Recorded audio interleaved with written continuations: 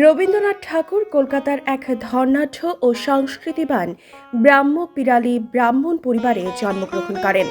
রবীন্দ্রনাথ ঠাকুরের পিতৃপুরুষের আবাসভূমি বাংলাদেশের খুলনা জেলার রূপসা উপজেলার অন্তর্গত ঘাটভোগ ইউনিয়নের পিঠাভোগ গ্রামে। বাল্যকালে প্রথাগত বিদ্যালয় শিক্ষা তিনি গ্রহণ করেননি। গৃহশিক্ষক রেখে বাড়িতেই তার শিক্ষার ব্যবস্থা করা হয়েছিল। ৮ বছর বয়সে তিনি কবিতা লেখা শুরু করেন। 1874 সালে তত্ত্বাবধানী পত্রিকায় তার অভিলাষ কবিতাটি প্রকাশিত হয়।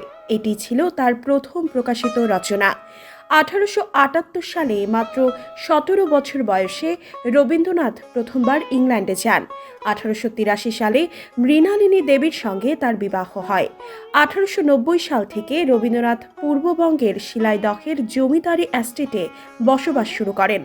1901 সালে তিনি পশ্চিমবঙ্গের শান্তিনিকেতনে ব্রহ্মচর্যাশ্রম প্রতিষ্ঠা করেন এবং সেখানেই পাকাপাকিভাবে বসবাস শুরু করেন। 1902 সালে তার পত্নী বিয়োগ হয়। 1905 সালে তিনি বঙ্গভঙ্গ বিরোধী আন্দোলনে জড়িয়ে পড়েন। 1915 সালে ব্রিটিশ সরকার তাকে নাইট উপাধিতে ভূষিত করেন। ঠাকুরদের আদি পদবী কুশারী। কুশারীরা ভট্টনারায়ণের পুত্র দীন কুশারীর বংশজাত।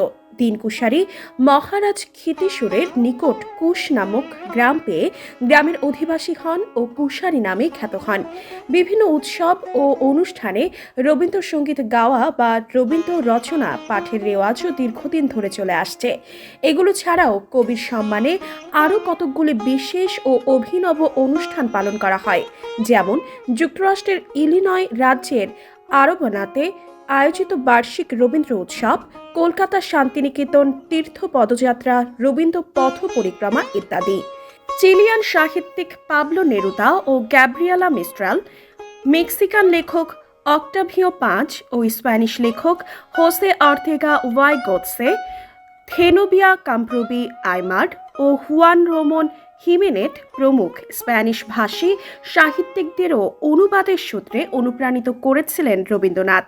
1914 থেকে 1922 সালের মধ্যে হিমেনেট কাম্প্রুবি দম্পতি রবীন্দ্রনাথের 22টি বই ইংরেজি থেকে স্প্যানিশে অনুবাদ করেছিলেন।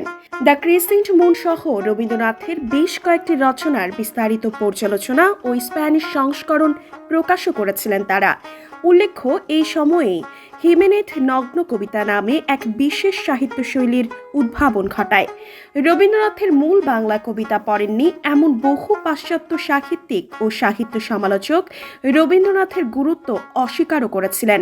গ্রাহাম গ্রিন সন্দিগ্ধ চিত্তে মন্তব্য করেছিলেন, ইয়ের সাহেব ছাড়া আর কেউই রবীন্দ্রনাথের লেখাকে গুরুত্বের সঙ্গে গ্রহণ করেন না। রবীন্দ্রনাথের সম্মানের কিছু পুরনো লাতিন আমেরিকান খণ্ডাংশ সম্প্রতি আবিষ্কৃত হয়েছে।